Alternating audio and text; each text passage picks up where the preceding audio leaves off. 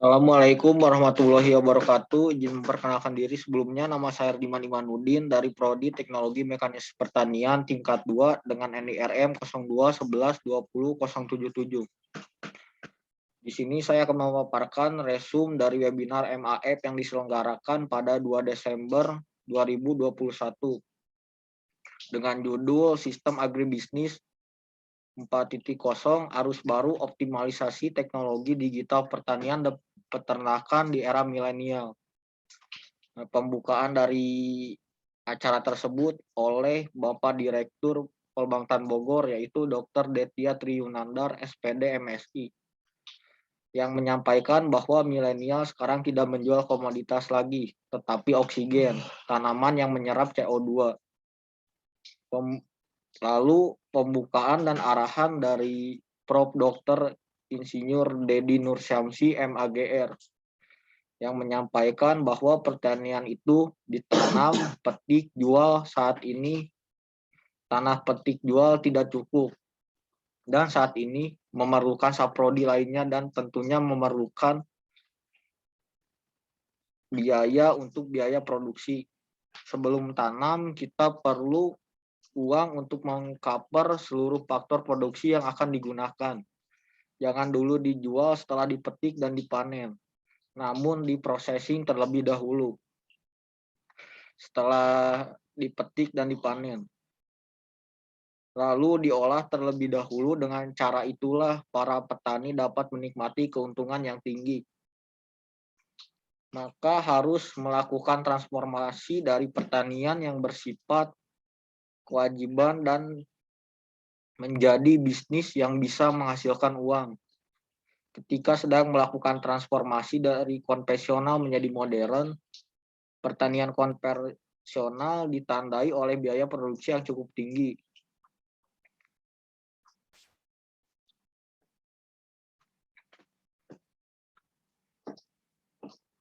Untuk memenuhi kebutuhan penduduk Indonesia dengan cara produksi konvensional. Oleh karena itu, kita perlu melakukan transformasi dari pertanian konvensional ke pertanian modern. Dengan pertanian modern, kita dapat meningkatkan kualitas dan pendapatan. Pengembangan dari pertanian modern yaitu dengan smart farming, greenhouse, untuk meningkatkan produksi komoditas hortikultura di luar musim tanam seperti cabai, tomat, dan yang bernilai ekonomi tinggi. Contoh lainnya yaitu food estate dan koperasi petani. Nah, untuk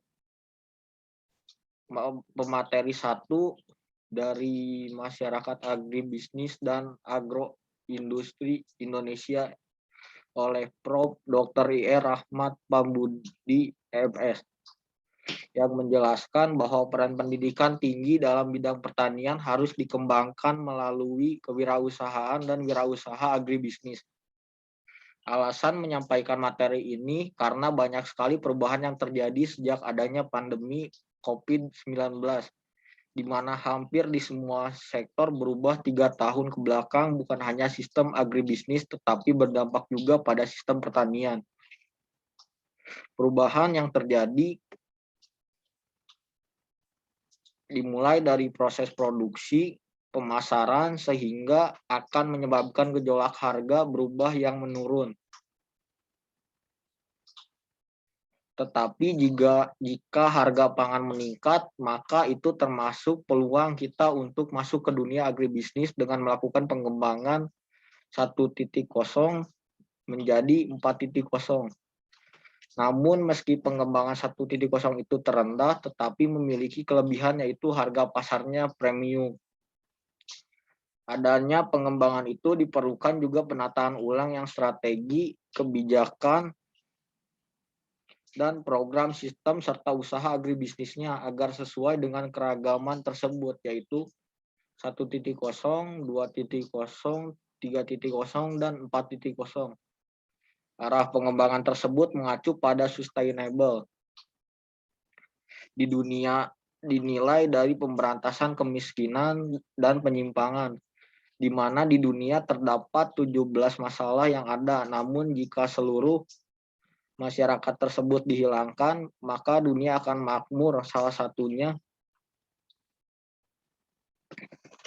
satu caranya dapat diatasi dengan memperbaiki di sektor pertanian secara langsung. Karena di bidang pertanian tidak dapat diatasi dengan virtual atau di belakang meja. Pertanian di dunia itu penting karena suatu negara tidak akan kuat tanpa adanya kegiatan atau bidang pertanian. Namun di salah satu negara yaitu Singapura, meskipun tidak ada kegiatan langsung di negaranya, tetapi mereka memiliki pasokan yang terbaik. Itu disebabkan karena mereka memiliki tata cara kegiatan atau pengetahuan yang bagus. Menurut Jokowi pun menyebutkan bahwa kedepannya bukan politik, hukum yang akan menjadi panglima, tapi justru urusan pangan. Dalam mengatasi pemenuhan pasokan pertanian atau pangan, terdapat beberapa tahap yang harus dilakukan, yaitu scarcity, shortage, sufficient, security, and sovereignty.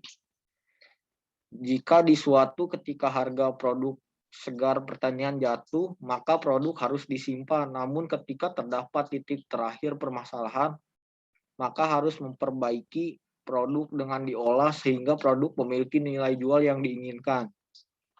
Untuk sekarang ini, milenial takut akan membuka peluang usaha seperti penjualan produk susu.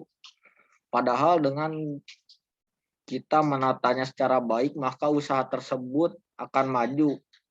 Tapi harus tetap diiringi dengan perbaikan dari hulu sampai hilir. Beliau mengatakan mengapa berbicara tentang sistem dan usaha agribisnis, karena agribisnis adalah cara baru untuk mengembangkan yang termasuk baru dengan mendapatkan peluang inovasi dan teknologi. Dalam pertanian tidak terbatas pada produksi, namun juga pada pengolahan dan juga harus mengurus dari bagian hulu sampai hilir sehingga agribisnisnya dapat disebut sempurna. Di masa lalu bertani itu mudah karena jumlah penduduk itu sedikit, tetapi memerlukan makan yang banyak. Padahal pasokan pangan hanya sedikit, sedangkan pada tahun 80-an produksi pertanian itu berlebihan. Sehingga harga produksi itu jatuh, maka itu diatasi dengan cara mengolah produknya. Dan di masa lalu, proses pertanian kita itu disebut sebagai pemburu dan menjadi idola di masa itu. Namun ketika masa pemburu habis, maka digantikan dengan masa petani kecil. Dan ketika masa petani kecil habis, maka diganti dengan masa petani besar, serat. Ketika masa petani besar habis, maka digantikan oleh wirausaha tani yang berkontribusi dalam agribisnis dari hulu sampai hilir. Nah, lalu untuk pemateri 2 disampaikan oleh lulusan Polbangtan Bogor, yaitu Bapak Martin Laurentius, STR-PT. Beliau merupakan pengusaha ternak domba sukses Ramoti Farm, yang merupakan usaha dari PWMP Kementerian Pertanian, di mana kata Ramoti berasal dari bahasa Batak yang artinya diberkati. Sejarah berdirinya usaha Ramoti Farm berdiri pada 13 September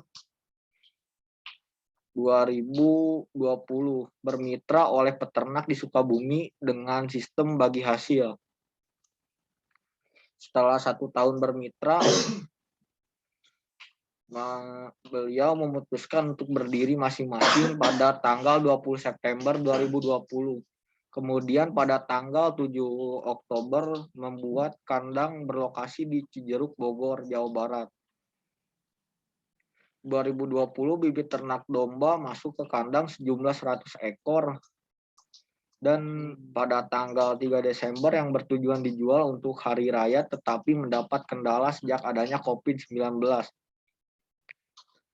Nah, terkait hal tersebut dapat diatasi dengan meminta persetujuan kesana kemari mulai dari RT RW dan seterusnya agar usaha tetap dapat dijalankan dan akhirnya tetap bisa dijalankan.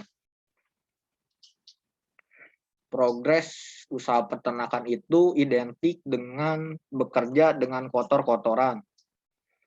Maka pengusaha membuat quotes, yaitu hak mereka untuk meremehkan kewajiban kita untuk membuktikan. Ketika awal merintis, beliau diberi pertanyaan, yaitu jika diberi uang 150 juga itu akan membeli mobil atau beternak. Tetapi beliau menjawab memilih beternak karena memberikan keuntungan 15 juta per bulan dengan keterangannya, yaitu harga kandang 50 juta, harga domba 100 ekor 100 juta, dan modalnya 150 juta. Profit yang didapat yaitu 1.500.000 dikali 100 ekor, maka hasilnya 150 juta per tahun.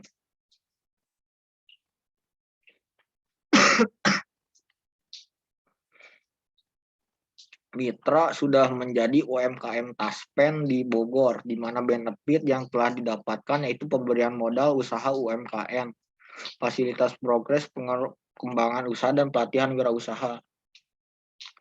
Nah, di sini ada beberapa tips sukses untuk berwirausaha. Yang pertama yaitu network, yang kedua knowledge, ketiga capital, keempat experience.